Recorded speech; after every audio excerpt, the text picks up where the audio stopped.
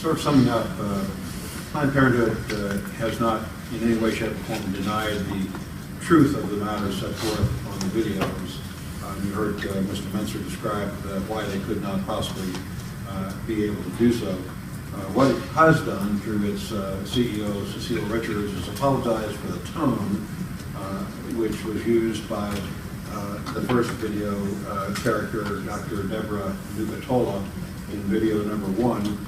And then in the last week or 10 days or so has announced that it will no longer charge a fee for fetal tissue that it provides to CSU or other research institutes around the country. That sounds suspiciously to me in my prosecutor mind as an admission that profits were being made from the sale of fetal trafficking tissues in the past.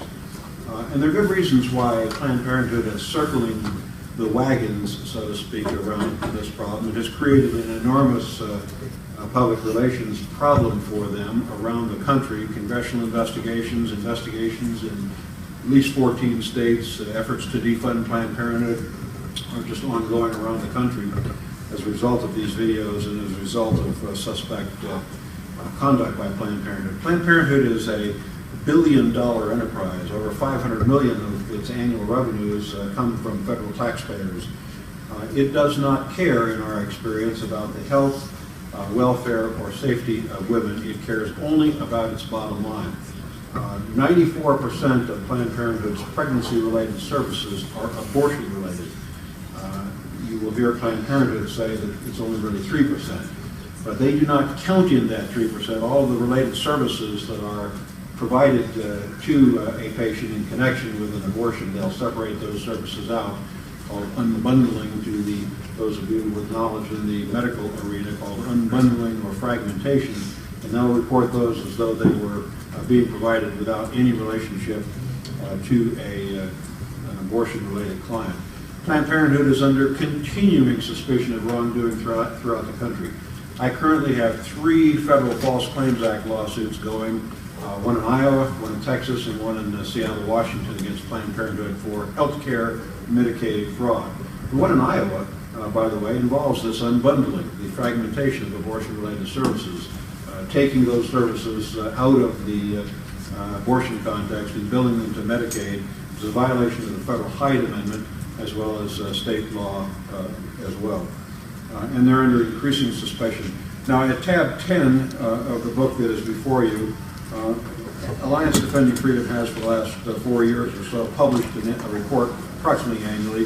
This most recent report is dated September 23, 2015, and it outlines potential fraud, waste, and abuse in family planning programs by Planned Parenthood. Over $100 million of fraud is identified in this report. And the report concludes by saying the weight of the evidence is that waste by Planned Parenthood affiliates is widespread and that policies essentially are nationwide. Planned Parenthood Federation of America speaks for its affiliates, and so what is happening at one affiliate is in all likelihood happening at another affiliate as well. You heard from the good doctor about the federally qualified health center issues. There are at least 20 federally qualified health centers which provide a full range of family planning services to clients, much broader range, quite honestly, than does Planned Parenthood provide. 20 to 1 in the state of Colorado, federally qualified health centers exist over the abortion facilities.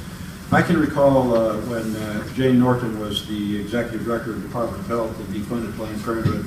There were cries then that the entire family planning program would collapse without Planned Parenthood involved in it. That was not true then. It's not true now.